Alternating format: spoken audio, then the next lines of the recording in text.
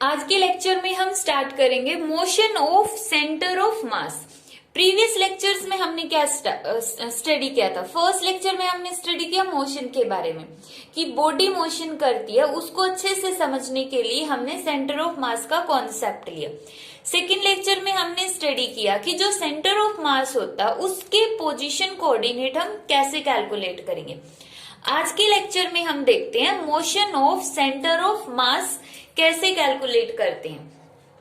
अब motion of centre of मास के अंदर हम ये देखेंगे कि जो हम फोर्स लगा रहे हैं, जो ये बॉडी हमने ली, जो डिफरेंट डिफरेंट पार्टिकल्स से मिलकर ये बनी हुई है, जैसे ही हमने इसके ऊपर फोर्स लगाया, बाहर से जो हमने फोर्स लगाया वो फोर्स इसके सभी पार्टिकल्स पर लगा। जितने भी पार्टिकल्स हैं, मान लेते हैं अगर इसमें n पार्टिकल्स हैं, तो वो जो टोटल फोर्स है वो सभी में स्प्लिट हो गया और सभी पार्टिकल्स के ऊपर फोर्स लग गया।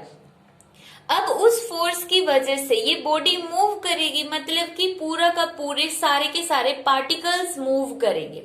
अब सारे पार्टिकल्स को मूव करने की बजाय हम मान लेते हैं कि ये सारे पार्टिकल्स का मास इस जगह कंसंट्रेटेड है, जिसको हमने नाम दे दिया सेंटर ऑफ मास। तो हम ये बोल देंगे कि जो फोर्स हमने लगाया उस फोर्स से सेंटर ऑफ मास मूव करता है।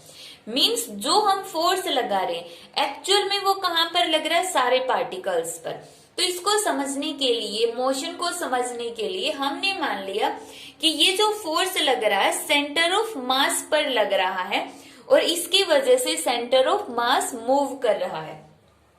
तो अभी हमें यही चीज प्रूव करके दिखानी है कि जो ये फोर्स लगेगा, वैसे हमने पूरी बॉडी पर लगाया, बॉडी पर लगा मतलब सारे पार्टिकल्स पर लगा, तो इसको हमने क्या बोल दिया? जितना सारे पार्टिकल्स पर फोर्स लग रहा है वही फोर्स किसके ऊपर है?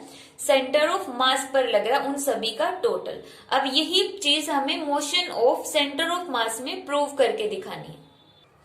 तो इसके लिए हमने कंसीडर किया कि हमारे पास एक सिस्टम है। Let us consider there is a system which is made up of n particles. और वो जो सिस्टम है कितने पार्टिकल्स से मिलकर बना हुआ है? n पार्टिकल्स से मिलकर बना हुआ है। ये हमने सिस्टम लिया, इसमें n पार्टिकल्स है। हर एक पार्टिकल का मास डिफरेंट डिफरेंट है। मान लिया फर्स्ट पार्टिकल का मास m2, सेकंड का फर्स्ट का m1, सेकंड का m2, थर्ड का m3। इस तरह से सभी पार्टिकल्स का हमने मास मान लिया है। अब उनकी कुछ न कुछ पर्टिकुलर पोजीशन भी होगी। तो फर्स्ट पार्टिकल की पोजीशन मान ली r1, सेकंड की r2, थर्ड की r3, फोर्थ की r4 पोजीशन हमने ली। अब यहाँ पर देखो, इन सभी पार्टिकल्स को हम मान लेते कि सभी पार्टिकल्स का मास इस जगह कंसंट्रेटेड है, जिसको हम क्या बोल देते हैं? सेंटर ऑफ मास, जिसका मास है m और जिसका पोजीशन वेक्टर है RCM। ठीक है। अब यहाँ पर जो RCM होगा वो किसके इक्वल होगा? m1 r1 plus m2 r2 plus mn rn divide by m1 plus m2 plus mn।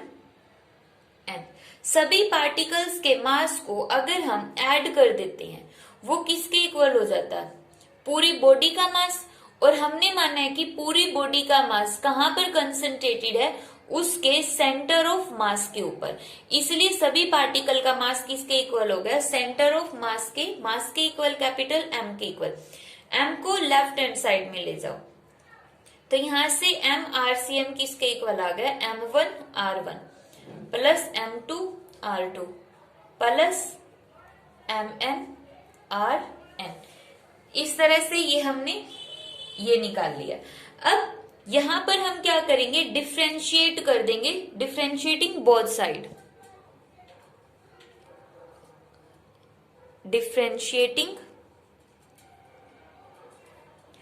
Both sides.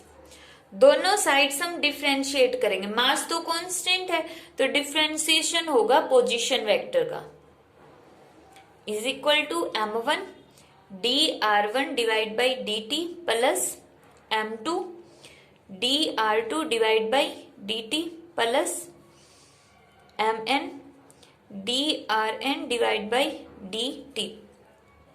इसको हम क्या बोल देंगे, v सेंटर ऑफ मास की velocity is equal to m1 first particle की velocity plus m2 second particle की velocity plus so on mn nth particle की velocity. अब यहां पर अगर हम फिर से इसको एक बार फिर से डिफ्रेंशिएट करते, अगेन डिफ्रेंशिएटिंग, दोबारा फिर से हमने डिफ्रेंशिएट किया, तो d डिवाइड बाई dt। क्यों कर रहे हैं बार बार डिफ्रेंशिएशन, अभी पता चल जाएगा। m1 d1 divide by dt plus so on mn vn divide by dt। यहां पे ये क्या आ गया, m acceleration in centre of mass m1 a1 plus so on mn an। अब इसको हम क्या बोलेंगे, external force, force on centre of मास, इसको सिंपल बोल दो शुरू में, फोर्स ऑन सेंटर ऑफ मास किसके इक्वल होगा, force on first particle, force on second particle, force on nth particle, जो किसके इक्वल है, एक्सटर्नल फोर्स के इक्वल है। तो यहां से सेंटर ऑफ मास पर फोर्स कितना आ गया, जो एक्सटर्नल फोर्स है। तो यहां से ये हमने क्या प्रूव कर दिया, यहां से हमने प्रूव कर दिया कि जो हम बाहर से फोर्स लगा रहे हैं, एक्सटर्नल फोर्स, वो फोर्स किस पर लग रहा है एक्चुअल में, इसके पार्टिकल्स पर लग रहा है, डिफरेंट डिफरेंट पार्टिकल्स पर, F1 F2 F3 इस तरह से सभी पार्टिकल्स पर लग गया। अब सब पार्टिकल्स का मास हम एक जगह मान लेते कि यहां पर कंसंट्रेटेड है, जिसको हमने सेंटर ऑफ मास दे दिया है। तो सभी पार्टिकल्स पर फोर्स लगने का मतलब सेंटर ऑफ मास पर फोर्स लगना है। इनडायरेक्टली हम बोल सकते हैं कि जो बाहर से हम फोर्स लगा रहे हैं वो सारा का सारा फोर्स सेंटर ऑफ मास पर लग रहा है। यही पॉइंट हमें प्रूव करना था कि जब बॉडी मोशन में है तो पूरी बॉडी को मोशन में कंसीडर करना, मतलब सारे पार्टिकल को मोशन में कंसीडर करना, जिससे वो सिस्टम थोड़ा सा कॉम्प्लिकेटेड हो जाता है। तो इससे बचने के लिए हमने क्या लिया, सेंटर ऑफ मास का कॉन्सेप्ट लिया। अब जब हम बोलेंगे कि बॉडी मोशन में है तो मतलब सेंटर ऑफ मास मोशन में है, तो जितना फोर्स हम एक्सटर्नल फोर्स बॉडी पर लगा रहे हैं वो फोर्स पूरा का पूरा किस पर लग रहा है, सेंटर ऑफ मास पर लग रहा है, और सेंटर ऑफ मास के अंदर मोशन हो रही है। तो इसी को हम बोलते हैं motion of centre of mass.